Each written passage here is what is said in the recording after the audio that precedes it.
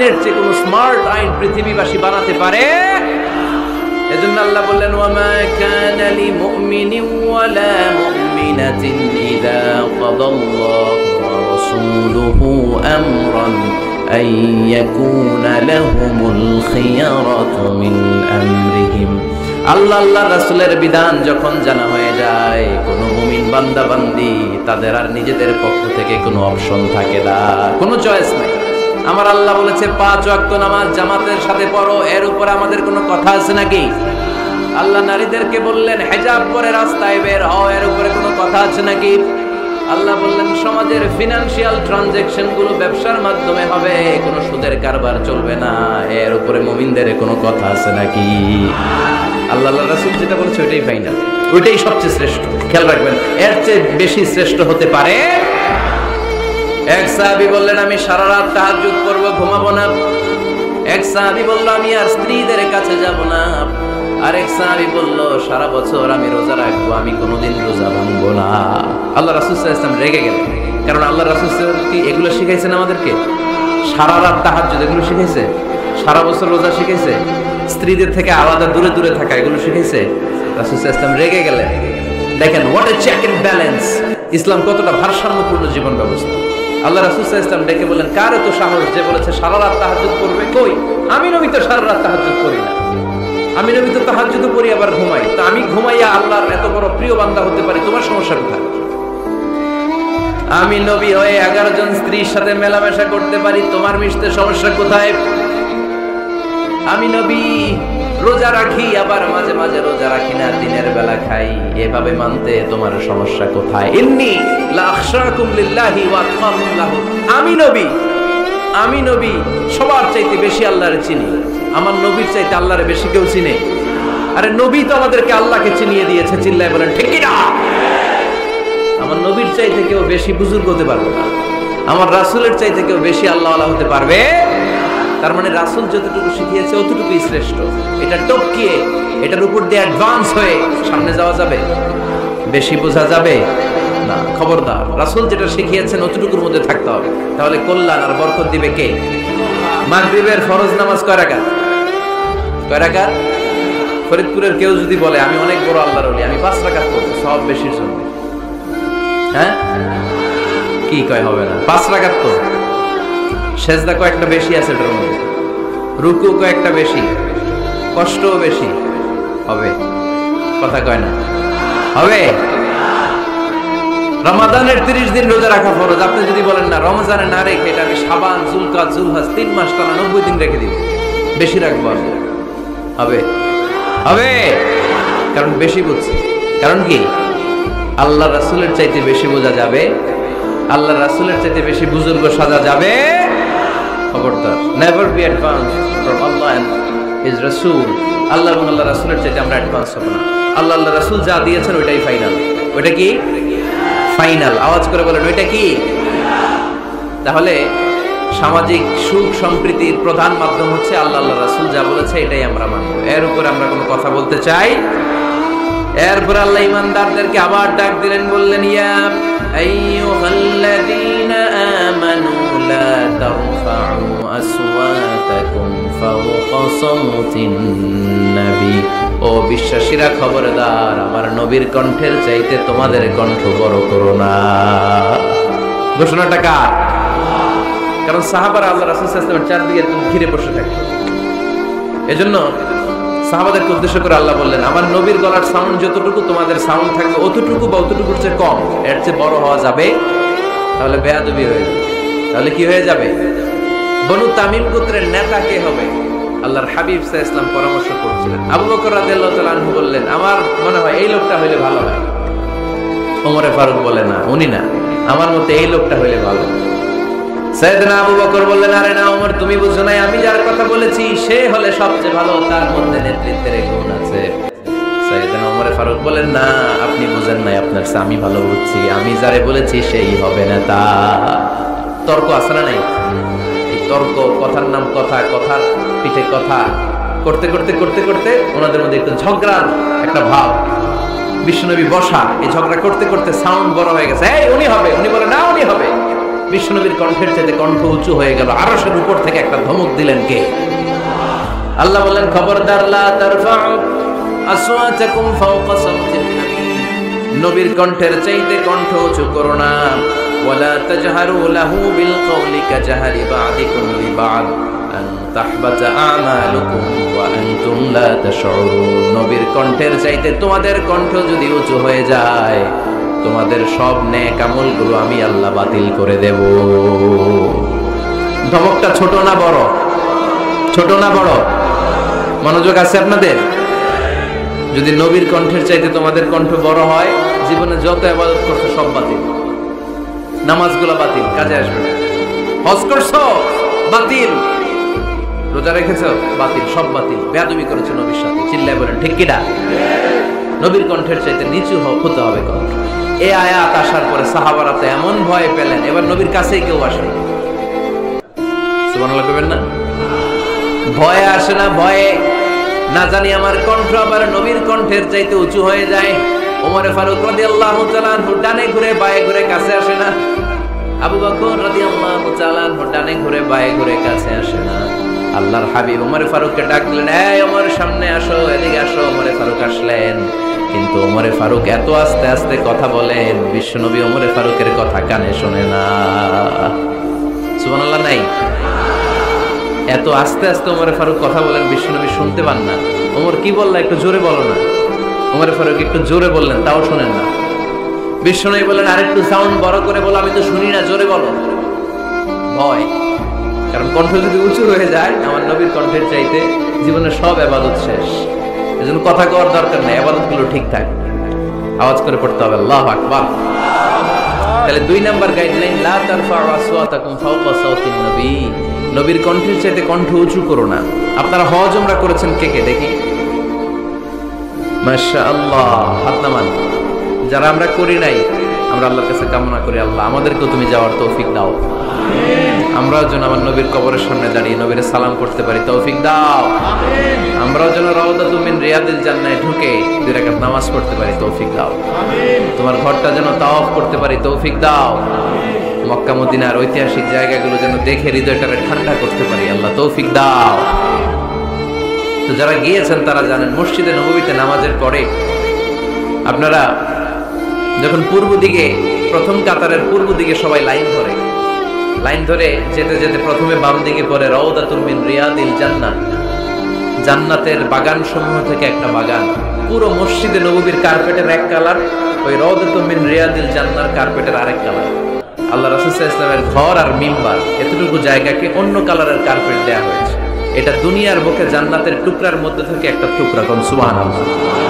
হাজিরা খুব ভিড় করে এখানে নামাজ পড়ার জন্য। এটা বাম দিকে পাবেন। এরপরে যেতে যেতে কিছু দূর যাওয়ার পরেই বাঁ দিকে পাবেন বিশ্বনবী সাল্লাল্লাহু আলাইহি ওয়াসাল্লামের কবর, আল কবর আশ শরীফ। আমার নবী এখানে শুয়ে আছে। যেই নবীর কথা আজীবন ওয়াজে শুনলেন, যেই নবীরে নামাজের তাশাহুদে বসে সালাতু সালাম পড়ে শোনান, যে নবীর জন্য দেহের তাজা রক্ত আমরা বিলিয়ে দিতে রাজি, ওই নবীর কবরের সামনে যে যখন দাঁড়াবেন আর ভাববেন আমার আর নবীর থেকে ব্যবধান 5-6 হাত, এইখানে আমার নবী শুয়ে আছে, এইখানে আমি, আপনি কি ধৈর্য ধারণ করতে পারবেন? কথা বলেন, নিজেকে সামলে রাখতে পারবেন?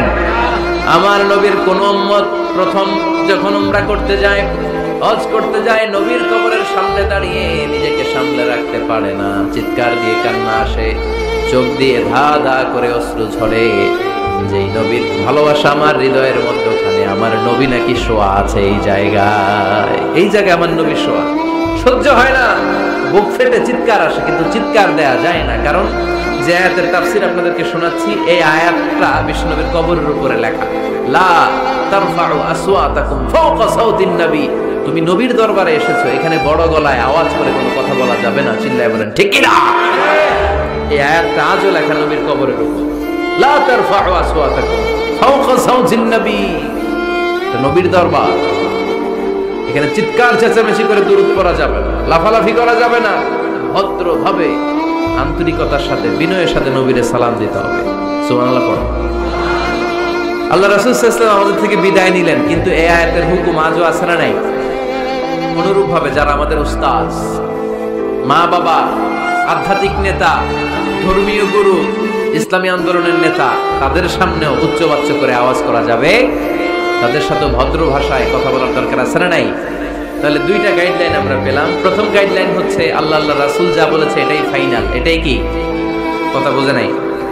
আল্লাহ রাসূল যা দিয়েছে সেটা কি ফাইনাল। আর দুই নাম্বার হচ্ছে নবীর কণ্ঠের চাইতে কণ্ঠ উঁচু করা যাবে? যাবে না। তিন নম্বরে আল্লাহ মুমিনদেরকে আবার ডাক দিলেন, বললেন ইয়া আইয়ুহাল্লাযীনা আমানু ইন জাআকুম ফাসিকুম বিনাবাইন ফাতাবায়ানু। কেউ যদি তোমাদের কাছে কোনো সংবাদ নিয়ে আসে, সংবাদটা বিশ্বাস করার আগে যাচাই করে নাও। আদেশটা কার? জোরে বলেন। আমরা কিছু শুনলেই বিশ্বাস করি, এরকম আছে না নাই? যা শুনে তাই বিশ্বাস করে, এরকম করা যাবে? তো কি করবেন তাইলে? হ্যাঁ, কি করতে হবে? ঠিক না বে ঠিক? হ্যাঁ, ঘটনাটা ঠিক না বে ঠিক, এটা আমাদেরকে যাচাই করতে হবে। You have to justify the news, you have to verify the report. Whatever you found in social media or Facebook, don't share. Think twice before you share, man. Share করার আগে দুইবার ভাববেন, শেয়ার করবো কি করবো না। একটা কিছু পাইলেই শেয়ার মেরে দেয়, শেয়ার দিচ্ছে শেয়ার, তার বন্ধু দেয় শেয়ার, পুরা ফেসবুকের মধ্যে মারামারি। আছে না নাই? আসলে এরকম কিছু ঘটেই নাই, আছে না নাই? খবরদার, আমরা খুব খুব বেশি পছন্দ করি রুমর, গুজব ছড়ানোর জন্য। বাংলাদেশের পৃথিবীতে 1 নাম্বার। আমাদের চেয়ে কেউ বেশি গুজব ছড়াতে পারে। কিছুদিন আগে এরকম হইলো না যে লবণের দাম বেড়ে গেছে? হ্যাঁ, ফরিদপুরে এগুলো হয় নাই তো না? এই বাজারেও লবণ ছিল না তখন? কয় বস্তা? এক একজন 2 বস্তা করে। আপনি কয় বস্তা নিছেন? নেন নাই? তো এই যে দেখেন, গুজবের কারণে আসলে লবণ পর্যাপ্ত। আরে আমগো দেশে লবণ থাকবে না? লবণ থাকবে কই? তো লবণের দেশের মানুষ, ঠিক কি না? পর্যাপ্ত পরিমাণ লবণ আছে। আমাদের যে লবণ মজুদ আছে, আমাদের দেশের চাহিদা মিটিয়ে পাশে ইন্ডিয়াতে বা মিয়ানমারও কিছু সাপ্লাই করা সম্ভব, এত লবণ আছে। আলহামদুলিল্লাহ পড়ে। তো এই যে লোকজন বেশি দাম দিয়ে লবণ কেন কিনলো? গুজব। আমরা কি গুজব মানবো?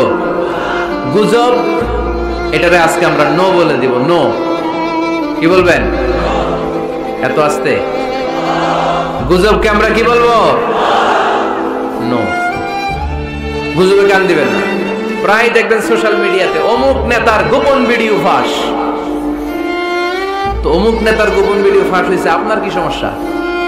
আপনার এত ভালো লাগে কেন? আপনার ভিডিও তো কয়েকদিন পরে ফাঁস হবে, তখন আপনি কি করবেন? এই সমস্ত আজে বাজে কাজে যাবেন না। অমুক নেতার কি ফাঁস হয়েছে, কি গোপন ভিডিও, কি স্ক্যান্ডাল, এগুলো নিয়ে কখনো মুমিনদের মাথা ব্যথা থাকতে পারে? মুমিন চাইলে যে কোনো জিনিস শেয়ার দিতে পারে না। আপনি লা ইলাহা পড়েছেন, এই লা ইলাহা যেন তেন কোনো বাণী নয়। এই লা ইলাহার ঘোষণা দিয়ে যে মুমিন হয়, তার হাতগুলো আল্লাহর কাছে একেবারে সারেন্ডার, তার জিহ্বাটা সারেন্ডার, তার চোখগুলো সারেন্ডার, তার কানগুলো সারেন্ডার। সে চাইলেই মন যা চায় তা করতে পারে না, ঠিক কি না? আপনার কান দিয়ে যা শুনতে মন চায় শুনতে পারবেন? কেন পারেন না? কারণ আপনি মুমিন, ঠিক কি না? চোখ দিয়ে যা দেখতে মন চায় দেখা যায়। যেন কানে শুনি সদা তোমার কালাম, এ খোদা চোখে যেন দেখি শুধু কোরআনের আয়াত। শোনো আমার মুনাজাত, শোনো শোনো ইয়া ইলাহি আমার মুনাজাত, শোনো আমার মুনাজাত। পড়েন আমিন। তাহলে ফাতাবায়ানু, নিউজ একটা শুনলেই আমরা শেয়ার দিব না ভাই, আমরা একটু চেক করব, ক্রস চেক, ডাবল চেক, নির্ভরযোগ্য তথ্যসূত্র তালাশ করব যে আসলে এই ঘটনাটা ঘটছে কিনা। 100% যখন আপনি confirm, then you may share in Facebook, that's not a big deal. Then share দেন, জনসচেতনতার জন্য শেয়ার দেন, সমস্যা নাই। কিন্তু না জেনে শেয়ার দেওয়া যাবে? কথা বলেন। আল্লাহ রাসূল সাল্লাল্লাহু আলাইহি ওয়াসাল্লামের জীবনে এরকম একটা ঘটনা ঘটেছিল। হারিস বিন মিরার রাদিয়াল্লাহু তাআলা আনহু বনুল মুস্তালিকের যুদ্ধে জেতার পরে হারিস বিন মিরারকে বিশ্বনবী দায়িত্ব দিলেন যে হারিস বিন মিরার, তুমি এই এলাকার নেতা, কি করতে হবে আমাদের? বিষ্ণু বললেন নামাজ পড়বা, রমাদানের রোজা রাখবা, যাকাত আদায় করবা। মেরার বলে তাহলে যাকাত নেন। বিষ্ণু বললেন না, 1 বছর পূর্ণ হওয়ার পরে যাকাত দিতে হয়। যাকাত কয় বছর পর পর? যাকাত প্রতিদিন দেয়া লাগে। হালানিল হাউল, 1 বছর যখন হবে আমি আমার সাহাবী পাঠাবো মদিনা থেকে, তখন দিয়ে দিও। বিষ্ণু চলে গেলেন। 1 বছর পরে এক সাহাবীকে রেডি করলেন, যাকাতের সম্পদ নিয়ে আসো বনুল মুস্তালিকের পক্ষ থেকে। ওই সাহাবীর নাম হচ্ছে ওয়ালিদ ইবনে উকবা। বিশ্বনবী ডেকে বললেন, ওয়ালিদ যাও, 1 বছর সময় অতিক্রান্ত হয়েছে, বনুল মুস্তালিকের লোকদের যত যাকাতের সম্পদ জমা হয়েছে নিয়ে আসো। সাইয়েদনা ওয়ালিদ ইবনে উকবা যখন সম্পদ আনার জন্য বের হলেন, ওইদিকে বনুল মুস্তালিকের লোকেরা শুনতে পেল বিশ্বনবীর পাঠানো সাহাবী উনাদের এলাকায় শুভাগমন করবে। ওই সাহাবীকে লাল গালিচার সংবর্ধনা দেওয়ার জন্য সেনাবাহিনী সহ পুরো এলাকা থেকে সব সৈন্যবাহিনী সহ তারা মরুভূমির মধ্যে এসে দাঁড়িয়ে রয়েছে। সুবহানাল্লাহ পড়ে। নবীর সাহাবীর আগমন হবে, নবীর সাহাবীর শুভাগমন। উনি এসে আমাদের এলাকার যাকাতের টাকা কালেকশন করে নিয়ে যাবে, ওনাকে সংবর্ধনা দিব। বের হও, তলোয়ার নিয়ে, ঘোড়া নিয়ে, গার্ড দিয়ে আমরা দাঁড়িয়ে থাকি। তো মরুভূমিতে সবাই দাঁড়ায় আছে। আল ওয়ালিদ ইবনে উকবা মদিনা থেকে বিশাল রাস্তা পাড়ি দিয়ে যখন বনুল মুস্তালিকের এলাকার কাছাকাছি দূর থেকে দেখে তলোয়ার নিয়ে লোকজন দাঁড়ায় আছে। কি নিয়ে দাঁড়ায় আছে? উনি ভাবছে আমারে মারার জন্য দাঁড়ায় আছে। উনি মনে মনে ভাবলেন বিশ্বনবী পাঠালেন যাকাত নেয়ার জন্য, যাকাত পরে নিব, আগে জান সামলাই। কারণ এলাকার লোকেরা সব তলোয়ার নিয়ে সেনাবাহিনী সহ দাঁড়ানো। আসলে কথাটা কি ঠিক? মারার জন্য দাঁড়ায় আছে। কি জন্য? সম্মান দেওয়ার জন্য, ওয়েলকামিং রিসেপশন দেওয়ার জন্য। উনি ভাবলেন আমার এক কচু কাটা করবো, এক কাজ করি, ওদিকে না যে অ্যাবাউট টার্ন উল্টা করি। যেই চিন্তা ওই কাজ। সাহাবী আল ওয়ালিদ ইবনে উকবা উল্টা ঘুরে গেলেন, মন্দ ধারণা নিয়ে ফিরে যেয়ে বিশ্বনবীরে বললেন, নবী আপনি আমার মায়ের খাওয়ার জন্য পাঠাইছিলেন, যাকাত আনার জন্য পাঠিয়েছেন, কিন্তু তারা যাকাত তো দিবেই না, আমারে হত্যার জন্য তলোয়ার নিয়ে দাঁড়িয়েছিল গো নবী। কথা কি সত্য? উনি ভুল বুঝতে পারছেন, উনি ভুল বুঝেছেন। না বুঝে ভুল কথায় বিশ্বনবীর কাছে প্রচার করে দিলেন। আল্লাহর হাবিব সাল্লাল্লাহু আলাইহি ওয়াসাল্লাম সহজ সরল মনা নবী, সাহাবী তার মিথ্যা বলবেন না। বিশ্বনবী বিশ্বাস করলেন। বিশ্বাস করে খালিদ ইবনে ওয়ালিদের নেতৃত্বে 1000 সৈন্যের অভিযান পাঠালেন। বললেন যাও, যে দেখো ঘটনা কি, ঘটনা সত্য হলে অভিযান চালাও। আল্লাহ বলে নবী অভিযান পরে চালায়েন, একটু থামেন। ফাতাবায়ানু ইন জাআকুম ফাসিকুম বিনাবাইন ফাতাবায়ানু। নবী ওয়ালিদ এসে আপনার কাছে দেই তথ্য প্রচার করেছে, তথ্যটা সঠিক নয়, আগে যাচাই করেন, তারপরে অ্যাকশনে যান। ঠিক কি না? আমরা ডাইরেক্ট অ্যাকশন মারি। আমরা কি করি? Action, action, direct action. সত্য না মিথ্যা ধার ধারি। আল্লাহ বললেন নবী অভিযান চালাবেন না। ওয়ালিদ যেই কথা আপনারে বলেছে এই কথাটা সত্য নয়। আন তুসিবু কওমান বিজাহালাতিন ফাতুসবিহু আলা মা ফাআলতুম নাদিবিন। আপনি যদি ওই মুসলমানদের এলাকায় না জেনে অভিযান পাঠান, এই অভিযানে যদি কেউ মারা যায়, প্রত্যেকটা মৃত্যুর দায়ভার কিন্তু আপনার কাঁধেই বর্তাবে নবী। ঠিক কি না? এই যে আপনি চেক না করে, জাস্টিফাই না করে, নিশ্চিত না হয়ে ওয়ালিদের কথায় বিশ্বাস করেই বনুল মুস্তালিককে অ্যাটাক করার জন্য 1000 সৈন্যবাহিনী পাঠালেন। ওরা যদি আক্রমণ করতো, কেউ যদি মারা যেত, এই দায়ভার কার? আমার নবী। ঠিক কিনা?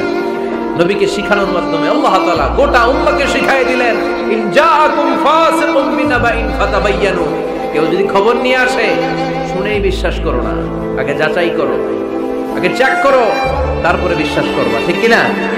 তাহলে এখন থেকে একটা কিছু শুনলে বিশ্বাস করবেন। একজন এসে বলল, ভাইজান আপনার মেয়েরে দেখলাম আরেক ছেলের সাথে বাজারে ঘোরাফেরা করে, ওই রমনার বটমূলে দেখলাম আপনার মেয়ে আরেক ছেলেরে নিয়ে কষ্টি নষ্টি করে। লোকের কথা বিশ্বাস করে বাসায় যে মেয়ের চুলের মধ্যে ধরে মাইর, আইজো মার কাইলো মাইর। এরকম হইতে পারে না? হয়তো ওই লোক আপনার মেয়ের মতো দেখতে আরেক মেয়েকে দেখছিল। এরকম হয় কিনা সমাজে? একজন এসে বললো, ভাই আপনি এখানে ভাবিরও তো দেখলাম ওই জায়গায় আরেক লোকের সাথে ঘোরাফেরা করতেছে, খবর রাখেন না বাসা? আপনি দেখে মেয়েকে, ঘটনা কি? আমার খেয়ে আমার পরে আরেকজনের সাথে, যে এই বাড়িতে যে মাইর, কোনো কথা নেই। দেখবেন যে ছোট্ট মারামারি থেকে এই ঘটনা অনেক সময় বিচ্ছেদ বা ডিভোর্স পর্যন্ত গড়ায়। ঠিক কিনা? ওই যে শোনা কথায় কান দিচ্ছেন, ফাতাবায়ানু, আপনি চেক করেন নাই। হয়তো আপনার স্ত্রীর মতো দেখতে বা আপনার স্ত্রী যে জামা পরে, যে পোশাক পরে, এরকম পোশাক পরে আরেক নারীকে দেখছে, আপনার বউ না এটা। আপনার মেয়ের ব্যাপারে যে তথ্য দিয়েছে এটা সঠিক নয়, সে আপনার মেয়ের মতো আরেকটা মেয়েকে দেখেছে, এসে আপনার কাছে বলে দিছে, আপনি বিশ্বাস করছেন। ভেজাল আছে না নাই? এই ভেজালগুলোকে থামানোর জন্য কোরআনে এই বিধানগুলো নাজিল করেছে কে? তাহলে ফরিদপুরের ভাইয়েরা 3 নাম্বার গাইডলাইন সমাজটাকে সুন্দর রাখার, তথ্য একটা শুনলেই বিশ্বাস করবেন না। সিলে কান নিয়ে গেছে, শুনলেই সিলের পিছনে দৌড়, নাকি? কি করবেন? আগে কানে হাত দিয়ে একটু দেখবো কান দুইটা আছে না নাই, তারপরে সিলের পেছনে দৌড়াবো। তাহলে এখন থেকে আমরা তথ্য একটা শুনলে বিশ্বাস করব। তাহলে কি করবেন? বলতে হবে কি করবেন? যাচাই বাছাই, জাস্টিফিকেশন অফ দ্য নিউজ। কোন নিউজ জাস্টিফিকেশন ছাড়া আমরা প্রচার করব, বিশ্বাস করব, শেয়ার করব না। 4 নম্বরে আল্লাহ বললেন, ইয়া আইয়ুহাল্লাযীনা আমানু লা ইয়াসখার কওমুম মিন কওম। ওহে আমার ঈমানদার বান্দারা, শোনো শোনো, খবরদার কখনো কোনো মুমিন বান্দারে ঠাট্টা করো না, অবজ্ঞা করো না, ঠাট্টা করো না। তার মনে কষ্ট হয় এমন কোন কথা তারে বলো না। Never scoff of anybody. কাউকে নিয়ে ঠাট্টা করবেন না, তার দেহ নিয়ে, তার আকৃতি নিয়ে, তার বংশ নিয়ে। এক লোকের বাবা ছিল চোর, কিন্তু তার ছেলে অনেক ভালো। আপনি কি তারে বলতে পারবেন তুই চোরের ঘরের চোর? বলতে পারবেন? চুরি করছে বাবা, ওর কি দোষ? কথা বলেন। এগুলো কবিরা গুনাহ। আওয়াজ করে বলেন তো কি গুনাহ? কবিরা গুনাহ। কারো আকৃতি নিয়ে, আমার ফরিদপুরের কলিজার টুকরা যুবক ভাইরা, কারো আকৃতি নিয়ে কখনো অবজ্ঞা করবে না, তুচ্ছ জ্ঞান করবে না। এটা কবিরা গুনাহ, এটা আল্লাহ খুব অপছন্দ করেন। এর কারণ আকৃতিটা আমাদের হাতে নাই। আমাদের কারো নাক লম্বা, কারো খাটো, আমরা কেউ কালো, কেউ সাদা, আমরা কেউ স্মার্ট, কেউ অন্যরকম।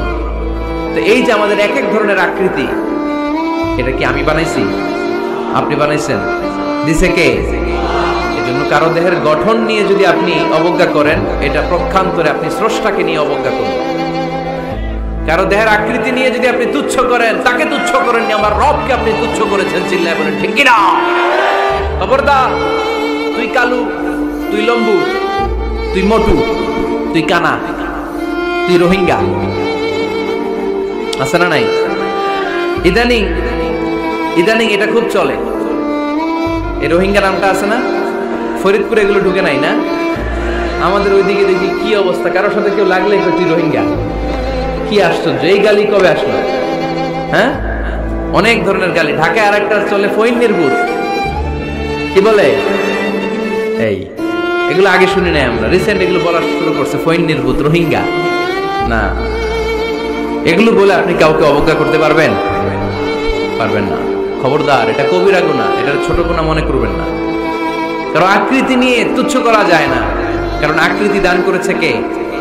ওয়াল্লাযী ইউসাউবিরুকুম ফিল আরহামি কাইফা ইয়াশা লা ইলাহা ইল্লা হুয়াল আজিজুল হাকীম। তিনি এমন সত্তা যিনি তোমাদের চেহারার অবয়ব দিয়েছেন, তোমাদের আকৃতি দান করেছেন তখন যখন তোমরা মায়ের পেটের ভেতরে ছোট্ট জোকের মতো ছিলা।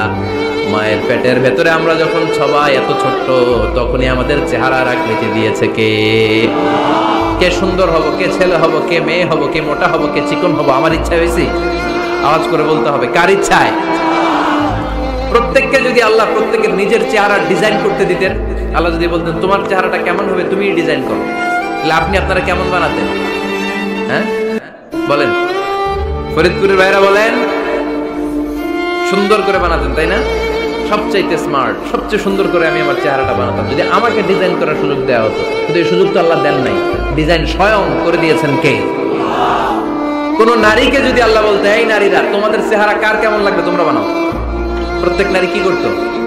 বিশ্ব সুন্দরী করে নিজেকে বানাতো। খুদ ধরার মতো কোনো জায়গা সে নিজের জন্য রাখতো না, ঠিক কিনা? কিন্তু এটা আল্লাহ দেন নাই। এই আকৃতিটা আমাদেরকে সরাসরি দান করেছেন কে? খবরদার, আমাদের অনেকে বিকলাঙ্গ, আমাদের অনেকের হাত ছোট, পা বড়, দেখতে মোটা, কেউ চিকন, কেউ কালো। খবরদার, কারো আকৃতি নিয়ে কখনো কোনো অবজ্ঞার সুরে, ঠাট্টার সুরে কোনো কথা আমরা বলবো না। রাজি আছেন?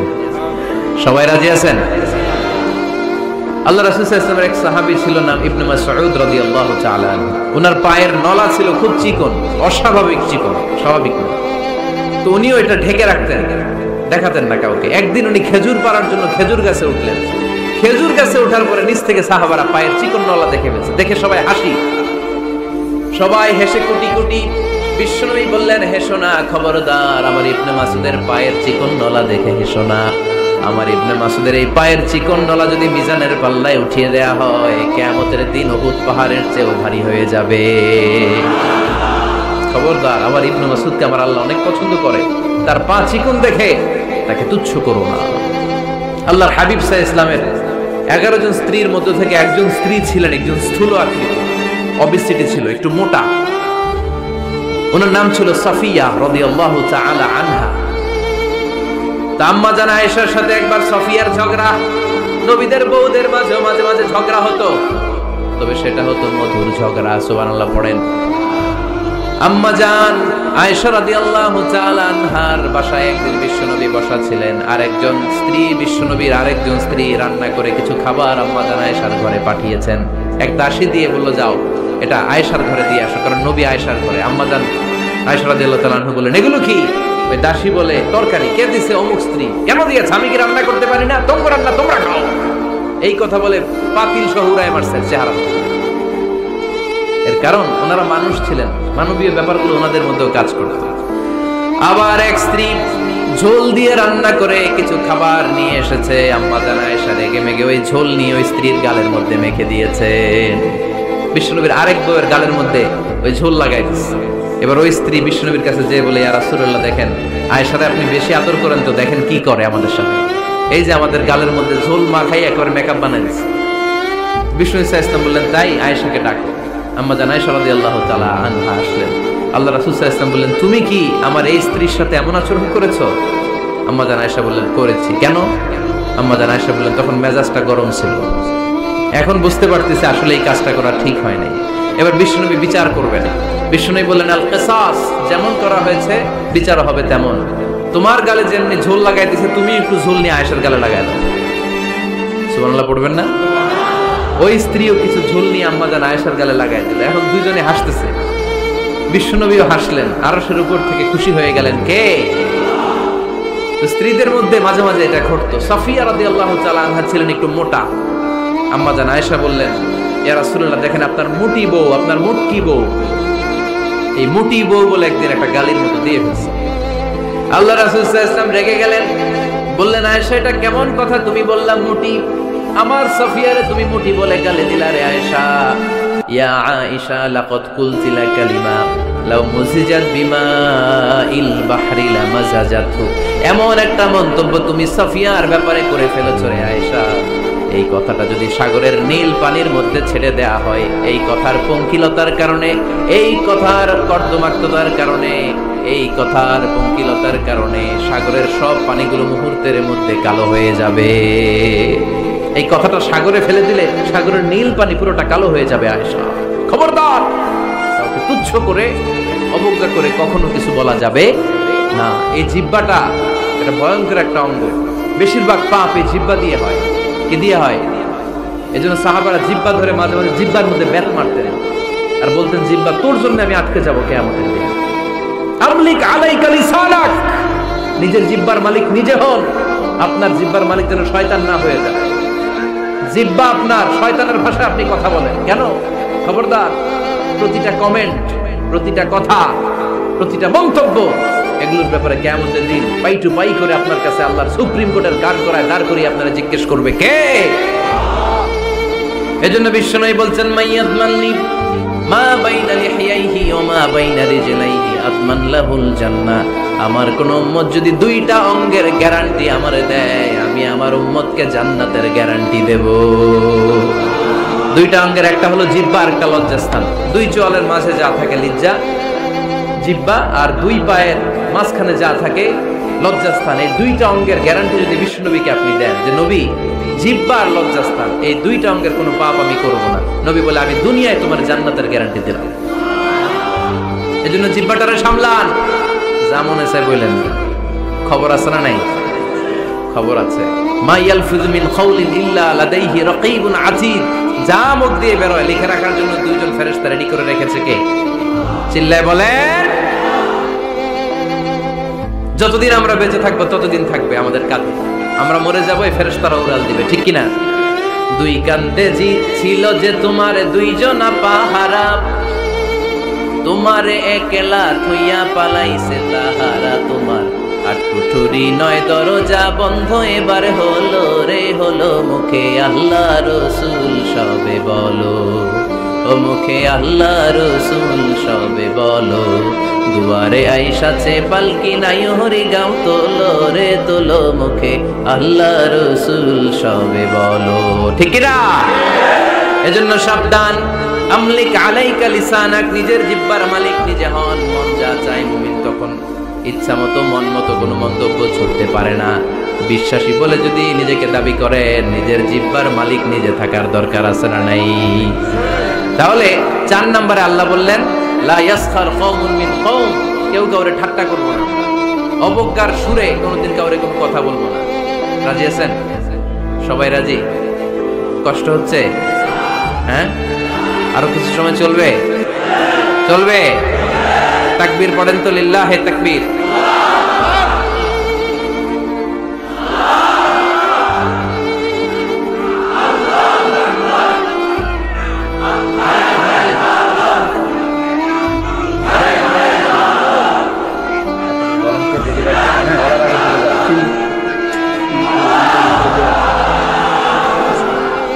মাশাআল্লাহ, সবাই আওয়াজ করে করি মাশাআল্লাহ।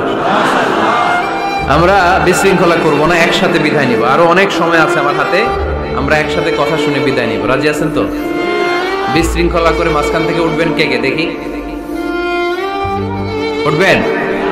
মাশাআল্লাহ। না, আজকে অনেক সুশৃঙ্খল, এজন্য দোয়া আছে, মুনাজাত আছে। আমরা একসাথে একটু দোয়া করব, দোয়া করে এরপরে বিদায় নিব। এই 1 বছর পর পর এই প্রোগ্রাম হয়, আবার বেঁচে থাকলে কবে আসি না না আসি, ঠিক কিনা? দোয়ায় অংশগ্রহণ করে যাবেন তো সবাই? মাশাআল্লাহ, আজকের প্রোগ্রাম অনেক সুশৃঙ্খল। আমি যখন নামি তখনই ভালো লাগতেছিল আমার, কারণ ধাক্কা ধাক্কি করে এমন ভাবে হেলিকপ্টারের উপর মানে ঝাপটে পড়ে লোকজন, এতে অনেক সমস্যা, আমরা বেরোতে পারি না, প্রোগ্রামে আসতে পারি না, দেরি হয়ে যায়, সব কিছু ডিসঅর্ডার হয়ে যায়। আজকে এত সুশৃঙ্খল ব্যবস্থাপনা আমার খুব ভালো লেগেছে, আলহামদুলিল্লাহ। ফরিদপুরের মানুষ খুবই সুশৃঙ্খল। আল্লাহ তুমি ভাইদেরকে আরো ভালো ভালো কাজ আঞ্জাম দেওয়ার তৌফিক দান করো। আওয়াজ করে পড়বো আমিন। এরপরে 5 নম্বরে আল্লাহ বললেন ওয়ালা তালমিজু আনফুসাকুম, খবরদার তোমরা অন্যের দোষ খোঁজো না। দোষ খুঁজবা নিজেদের, কিন্তু সমাজে আমরা অন্যের দোষ খুঁজি কি খুঁজি না? 5 নম্বর ওয়ালা তালমিজু আনফুসাকুম, নেভার ডিসফেম ইচ আদার, একে অপরের দোষ খোঁজো না। আমাদের সমাজে কিছু লোক আছে নিজের দোষ দেখে না, খালি অন্যের দোষ দেখে, আছে না নাই? চায়ের দোকানে বসে বসে দেখবেন বলবে এই বাড়িতে এই সমস্যা, ওই বাড়িতে ওই সমস্যা, ওই বাড়িতে মারামারি, ওই বাড়িতে কাটাকাটি, তোর বাড়িতে কি সমস্যা ওইটা বলো, তোমার বাড়িতে কি সমস্যা ওইটা বলো মিয়া। আছে না এরকম? এই হুজুর ভালো না, এই সমস্যা, ওই হুজুরও ভালো না, এই হুজুরও খারাপ, এই হুজুরের এই সমস্যা। তুমি হুজুরের কি সমস্যা? তুমি হুজুরের কি সমস্যা আগে জাতির কাছে ওইটা বলো। আগে নিজে ভালো হও, নিজে ভালো তো জগৎ ভালো। খবরদার অন্যের দোষ খুঁজবেন না, এটা খুব বাজে একটা স্বভাব, খালি অন্যের দোষ খোঁজে। যে নিজে নিজের দোষ খুঁজতে পারে, যে নিজে নিজের সমালোচনা করতে পারে, সে সবচেয়ে বুদ্ধিমান। কারণ অন্যে কি করছে এই ব্যাপারে আপনারা ধরবে আল্লাহ। কথা বলেন না কেন? আল্লাহ আপনাকে ধরবে আপনার কি সমস্যা, আপনি কি করলেন, শুধু ওই ব্যাপারেই আপনি জিজ্ঞাসিত হবেন। এজন্য আল্লাহ বললেন তাদের উপর আমার লানত, তাদের উপর ধ্বংস, যারা প্রকাশ্যে অপ্রকাশ্যে অন্যদের দোষ খুঁজে বেড়ায়, দোষ বলে বেড়ায়, এরকম আছে না নাই? আল্লাহ লানত দিয়ে বললেন ওয়াইলুল লিকুল্লি হুমাযাতিল লুমাযা, গোপনেও দোষ খোঁজে প্রকাশ্যেও দোষ বলে, তাদের উপর আল্লাহ লানাত। হুমাযাতিল লুমাযা, এই লুমাযা শব্দ থেকে আল্লাহ এনেছেন ওয়ালা তালমিজু আনফুসাকুম, একে অপরের দোষ খোঁজো না, নিজের দোষ খোঁজো, সেই সবচেয়ে বুদ্ধিমান। তাহলে আমরা আত্মসমালোচনা করব, কি করব? খেয়াল রাখবেন, সবচেয়ে খারাপ হচ্ছে সমালোচনা, সবচেয়ে খারাপ কি? তারপর কিছুটা ভালো যেটা, সেটা হচ্ছে আলোচনা। সেটা কি? আলোচনা। সবচেয়ে ভালো হচ্ছে আত্মসমালোচনা। সবচেয়ে ভালো কি? তাহলে 3টা বললাম। এক হচ্ছে সমালোচনা, আমরা করব না, আমরা করব আলোচনা, আর সবচেয়ে বেশি করব আত্মসমালোচনা, সেলফ ক্রিটিসিজম। রাতে ঘুমানোর আগে একটু ভাববেন কি কি ভুল করলাম, কাকে কাকে কষ্ট দিলাম, কি কি অন্যায় আজকে আমার দ্বারা হলো। কালকের দিনটা যেন আমার আজকের দিনের চেয়ে ভালো হয়, নিজের সাথে নিজের এরকম বোঝাপড়ার দরকার আছে না নাই? আমরা যেন আত্মসমালোচনা করি ফরিদপুরের ভাইয়েরা, অন্যের দোষ যেন না খুঁজি। Small people talk about people. যারা নিচু মনের মানুষ এরা শুধু মানুষের দোষ খুঁজে বেড়ায়, মানুষ নিয়ে কথা কয়, এই মানুষের সমস্যা, এই সমস্যা। Average people talk about things and story and the incidents. যারা মাঝারি মনের মানুষ তারা বিভিন্ন ঘটনা নিয়ে কথা বলে, বিভিন্ন বিষয় নিয়ে কথা বলে। আর গ্রেট পিপল, যারা মহামানুষ, দে টক অ্যাবাউট আইডিয়াস। তারা নতুন নতুন আইডিয়া নিয়ে কথা বলে। এই আইডিয়া সমাজে অ্যাপ্লাই করলে, ইমপ্লিমেন্ট করলে সমাজটা বদলে যাবে। এই আইডিয়া এখানে সেট করলে এখানে কল্যাণ হবে। বড় মনের মানুষরা আইডিয়া নিয়ে কথা বলে। এখন দ্য ডিসিশন ইজ ইয়োর্স, সিদ্ধান্ত আপনার। আপনি কি ছোট মনের মানুষ হবেন না বড় মনের মানুষ হবেন? অন্যরে নিয়ে আমার কোনো টেনশনের দরকার নেই। আমি জান্নাতি না জাহান্নামী এই টেনশনে তো ঘুম আসে না আমার কি অবস্থা হবে আমি জানি না। আমি আরেকজনের দোষ করি, আমি আরেকজনের বদনাম বলি, আমি আরেকজনের পিছু লেগে থাকি। খবরদার, বিশ্বাসী বলে যারা দাবি করে তারা কখনো অন্যের পিছু লাগতে পারে। খেয়াল রাখবেন, কেউ যদি পিছু লেগে থাকে ও আজীবন পিছেই থাকবে। পিছু লাগা মানে কি? ও সামনে না আমি সামনে? কথা বোঝে নাই বোধহয়। কেউ যদি আমার পিছু লাগে, ও সামনে না আমি সামনে? আমি সামনেই থাকবো, ও পিছনেই থাকবে। কথা বুঝতে পেরেছে? খবরদার, পিছু লাগবো না কারো। কারণ কারো পিছু লাগলে আমি পিছনে পড়ে যাবো। কারো দোষ খুঁজবো না, নিজের দোষ খুঁজবো। আমার কি সমস্যা আছে, আমার কি ইমপ্রুভ করা দরকার, আমার কি ডেভেলপ করা দরকার, আমি নিজেকে কিভাবে সাজাতে পারি, এই নিয়ে থাকবে আমার টেনশন। আল্লাহর দেয়া আমাদের জন্য সবচেয়ে বড় উপহার হচ্ছে সময়। আল্লাহ আপনারা এত কিছু দিয়েছেন, এর মধ্যে সবচেয়ে দামি কোন জিনিসটা দিয়েছে জানেন? সময়। কি দিয়েছেন? আমাদের জীবনের এই সবচেয়ে দামি জিনিসটা, এই সময়টা আমরা অন্যের পিছনে লাগাই ফেলি। অন্যের দোষ খুঁজতে খুঁজতে অন্যের এই সময়টা দিয়ে দিই, নিজের সময় নিজের কাজে লাগাতে পারি না, তাই না? এজন্য আমরা যেন অন্যের দোষ না খুঁজি, নিজের দোষ খুঁজি। ওয়ালা তালমিজু আনফুসাকুম, একে অপরের দোষ খুঁজো না। আদেশটা কার? আওয়াজ করে বলতে হবে, আদেশটা কার?